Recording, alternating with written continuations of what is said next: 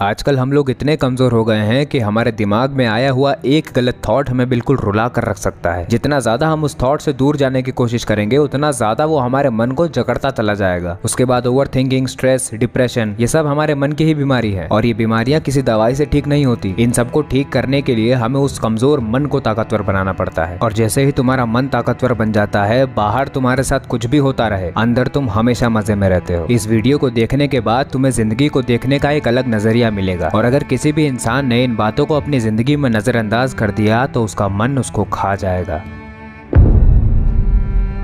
तो कहानी की शुरुआत होती है तब से जब इंसान जानवर हुआ करता था और जंगल में रहा करता था। धीरे धीरे वो जानवर इंसान तो बन गया, लेकिन आज भी वो जानवर उस इंसान के डीएनए में बसता है। अब ध्यान से समझो, हमारा शरीर आज भी उस जंगल का जानवर है। आज भी इस शरीर के वही मंसूबे हैं जो हजारों साल पहले थे। हमारा शरीर बस दो चीजें चाहता है, एक तो अपने आप को जिंदा रखना और दूसरा अपनी प्रजाति को आगे बढ़ाना। यही वो काम है जो हमारा शरीर जिंदगी भर करते रहना चाहता है। शरीर अपने लेवल पे इन दोनों कामों को अंजाम देने के लिए जो कुछ भी कर सकता है वो करता है, जैसे कि सांस लेना, दिल धड़कना, चोट लगने पर ठीक हो जाना, शरीर के हार्मोन्स का बढ़ जाना, ये सभी काम वो खुद ही कर सकता है। लेकिन कुछ ऐसे काम है जो शरीर तुम्हारे बिना नहीं कर सकता। या फिर इसे ऐसे समझो कि अंदर के काम तो शरीर खुद ही कर लेता है, लेकिन जब बात बाहर के काम की आती है तब शरीर को तुम्हारी जरूरत पड़ती है। इसको एक एग्जाम्पल के साथ समझते हैं। जब तुम खाना खा रहे होते हो तब तुम ये बोलते हो कि मैं खाना खा रहा हूँ, लेकिन जब वो खाना पच रहा होता है तब तुम ये नहीं बोलते कि इस खाने को मैं पचा रहा हूँ। वो खाना अपने आप पचता है। तो खाने को पचाने का काम तो शरीर खुद ही कर लेगा, लेकिन खाने को ढूंढने से लेके उसे खाने तक का काम तुम्हें करना होगा। तो शरीर को जब भी कोई बाहर का काम तुमसे करवाना होता है तो वो मन का सहारा लेता है। वो तुम्हारे मन के अंदर ऐसे थॉट्स, फीलिंग्स और इमोशन को लेकर आता है जिससे कि वो तुम्हें मजबूर कर दे उस काम को करने के लिए। और क्योंकि हम लोग अपने मन के गुलाम होते हैं, हम बस अपने मन के ऑर्डर्स को पूरा करने में लग जाते हैं और यहीं पर हम फंस जाते हैं। लेकिन वीडियो में आगे चलकर एक ऐसी बात बताऊंगा कि तुम मन के नहीं, मन तुम्हारे ऑर्डर्स पूरे करेगा। तो बात बड़ी सीधी सी है कि मन में आ रहे सारे थॉट्स, फीलिंग्स और इमोशंस तुमसे कुछ ना कुछ करवाना चाहते हैं और हम अपने मन के इतने बड़े गुलाम होते हैं कि मन हमसे जो भी कुछ करवाना चाहता है हम उसे करने भी लग जाते हैं, बिना सोचे समझे परखे कि मन के अंदर जो भी बातें आ रही हैं वो शरीर भेज रहा है और शरीर अपने मंसूबे पूरे करवाना चाहता है। और अगर तुमने शरीर के हिसाब से काम किया तो वो तुम्हें खूब सारा डोपामिन देगा और अगर तुमने उसके हिसाब से काम नहीं किया तो वो तुम्हें बुरा फील करवाएगा, ताकि तुम डोपामिन को एक बहुत बड़ी चीज समझ जाओ और हमेशा उसके पीछे भागते रहो ताकि वो काम होता रहे जो शरीर तुमसे करवाना चाहता है। अब इतना कुछ जानने के बाद लोगों के दिमाग में एक सवाल आ सकता है कि चलो ठीक है, शरीर भी अपना काम कर रहा है, मन भी अपना काम कर रहा है, लेकिन इनके इस तरह से काम करने के वजह से मुझे क्यों परेशानी होती है? मेरे मन के अंदर हजारों थॉट्स आते हैं, वो आते रहे, लेकिन मुझे उन थॉट से इतनी दिक्कत क्यों होती है? मैं इतना दुखी क्यों हो जाता हूँ? तुम्हें दुख इसीलिए होता है क्योंकि तुम अब जानवर नहीं रह गए। तुम्हारा शरीर आज भी उसी जानवर की तरह है और वो काम भी वैसे ही करता है, लेकिन तुम्हारे अंदर अब कुछ ऐसा आ चुका है जो जानवर बना नहीं रहना चाहता। इस बात के परफेक्ट एग्जाम्पल है महाबली हनुमान। जरा ध्यान से देखो उनके शरीर को। उनका शरीर एक जानवर का है, लेकिन उनके अंदर कुछ ऐसा है जो जानवर बना ही रहना नहीं चाहता। जानवरों को सुरक्षा की जरूरत होती है, इसीलिए वो झुंड में रहते हैं। हनुमान जी को किसी झुंड की जरूरत नहीं क्योंकि वो महाशक्तिशाली हैं और अकेले ही काफी हैं। जानवरों को पढ़ने, लिखने, जानने, समझने से कोई मतलब नहीं होता, लेकिन हनुमान जी ज्ञान और गुणों के सागर हैं। जानवरों को अपनी प्रजाति को आगे बढ़ाना होता है। हनुमान जी बाल ब्रह्मचारी हैं। मतलब बस इतना समझ लो कि जिस तरह से वो बाहर के दुश्मनों को उठा उठा के पटकते हैं, उन्होंने अपने अंदर के दुश्मन को भी नहीं छोड़ा है। वो अपने अंदर के जानवर की एक बात नहीं मानते हैं। इन्हीं क्वालिटीज की वजह से वो हम सबके फेवरेट हैं। हमारे अंदर का वो इंसान बस एक रोबोट बनकर नहीं रहना चाहता जो बस शरीर के ऑर्डर्स मानता रहे। तो अब से जब भी तुम्हारा मन तुम्हें परेशान करे कोई काम करने के लिए, तो देख लेना कि वो काम सचमुच में तुम ही करना चाहते हो या वो जानवर तुमसे करवाना चाहता है। लेकिन अब सवाल आता है कि क्या सिर्फ देख लेने से मेरा मन मेरे वश में आ जाएगा? और अगर आ जाएगा तो ये करते कैसे हैं?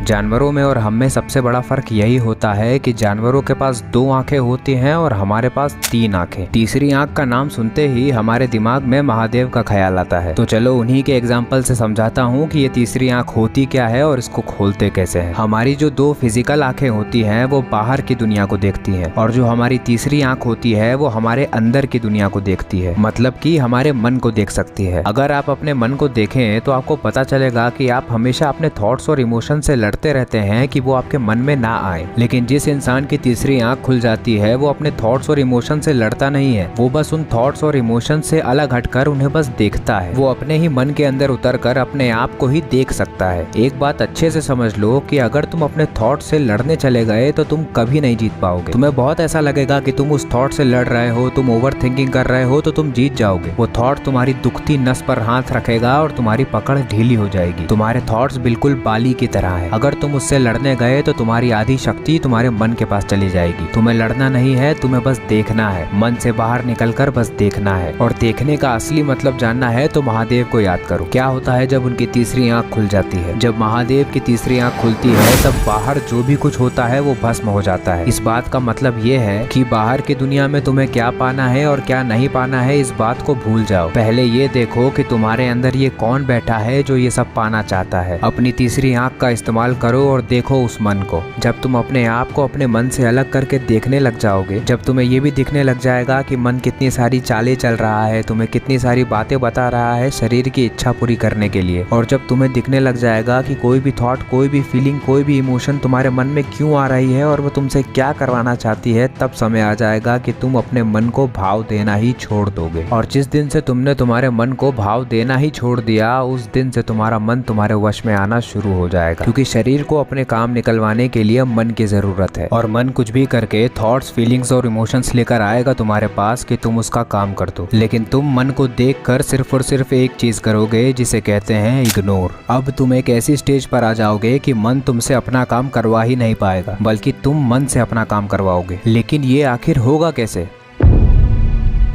अब तुम्हारा जो पुराना मन है जो तुम्हें बहुत परेशान करता है, उसकी सफाई कर कर तुम्हें एक नया मन बनाना होगा। हम ये बात तो पहले ही समझ चुके हैं कि हम कभी भी अपने मन से लड़कर उसे काबू नहीं कर सकते, लेकिन हम उसे देख कर, उसे समझ कर ये जरूर जान सकते हैं कि उसके अंदर आने वाले थॉट्स कितने फालतू के हैं, जो कि हमें उन थॉट्स, फीलिंग्स और इमोशंस को ज्यादा भाव ना देने में मदद करता है। हम उन्हें सीरियसली लेना छोड़ देते हैं। हमने भाव देना तो छोड़ दिया, लेकिन अभी भी ये थॉट्स हमारे मन में आ रहे हैं। लेकिन हम तो ये चाहते हैं कि हमारे मन में वो आए जो हम लाना चाहते हैं। तो हमें ऐसा करने के लिए एक रूल समझना होगा कि हम पुराने थॉट से लड़कर उन्हें हटा तो नहीं सकते, लेकिन जिंदगी में कुछ नया कर कर नए थॉट्स ला जरूर सकते हैं। मैं सीधे सीधे ये कह रहा हूँ कि तुम्हें अपनी जिंदगी में कुछ करने लायक काम ढूंढना चाहिए। तुम्हें अपनी जिंदगी में कुछ ऐसी मजेदार चीजें लेकर आनी चाहिए जो तुम्हारे मन को शरीर की गुलामी से हटाकर तुम्हारी सेवा में लगाए। समझो मैं क्या कह रहा हूँ। तुम्हारा मन तुम्हें इस दुनिया के बेस्ट आइडियाज भी लाकर दे सकता है, और तुम्हारा ही ये मन तुम्हें ये भी कह सकता है कि जाकर खाना खा ले या फिर जाकर सो जा। तुम कुछ नया करने लग जाओ, तुम कोई महान लक्ष्य ढूंढ लो, तुम्हारा मन अपने आप उस हिसाब से चलने लग जाएगा। बस बात यह है कि वो चीज इतनी मजेदार और चैलेंजिंग होनी चाहिए कि तुम्हारा मन उसके अंदर डूबना चाहिए। और अगर एक बार तुम्हारा मन किसी चीज के अंदर डूब गया तो तुम्हारा खाना पीना, नहाना धोना, सब कुछ तुम्हारा मन तुम्हें भुलवा देगा। और जब तुम याद करोगे तुम्हारे उन पुराने थॉट्स को तो तुम पाओगे कि वो जा चुके हैं। अरे जब तुम ही बदल चुके हो तो तुम्हारा मन वैसा कैसे रह जाएगा? लेकिन जरा रुक जाओ, जरूरी नहीं है कि वो थॉट्स कभी तुम्हारे दिमाग में आएंगे ही नहीं। मैंने कहा था वो जानवर हमारे डीएनए में बसता है। वो थॉट्स आएंगे लेकिन बहुत कम आएंगे। लेकिन इसमें चिंता करने की कोई बात नहीं है, क्योंकि तुम जानते हो कौन सा थॉट तुम्हारा है और कौन सा थॉट वो जानवर भेज रहा है। तुम्हें बस उस थॉट को इग्नोर करना है। मैं तुम्हें अपना पर्सनल एग्जाम्पल बताता हूँ कि मैं अपने मन को ट्रीट कैसे करता हूँ। मैं अपने मन को एक वेटर की तरह ट्रीट करता हूँ। ये वेटर हर तरह का खाना मेरी टेबल पर लाकर रख देता है और उसमें से मैं चूज करता हूँ कि मुझे क्या खाना है। अगर मुझे ऐसा लगता है कि ये खाना ठीक नहीं है तो मैं वेटर से लड़ता नहीं हूँ, मैं बस उस खाने को इग्नोर कर देता हूँ और वो खाता हूँ जो मुझे पसंद है। वेटर उस खराब खाने को खुद ही डस्टबिन में फेंक देता है और समय के साथ धीरे धीरे मेरी टेबल पर बस वही खाना आता है जो मैं खाना चाहता हूँ, और ऐसे ही मेरा मन मेरे वश में आ जाता है। और आखिरी में हमारे अंदर का वो जो जानवर है उसके बारे में मुझे कुछ कहना है। कोई बैठा है अंदर जो चिल्लाता रहता है, हिम्मत बहुत है मुझ में, मैं डरता नहीं, लेकर आता बहुत से वहम मेरे मन में, एक भी वहम लेकिन पलता नहीं, और चलाना चाहता है मुझको अपने रास्तों पर, लेकिन मैं बैठकर देखता हूँ पर चलता नहीं।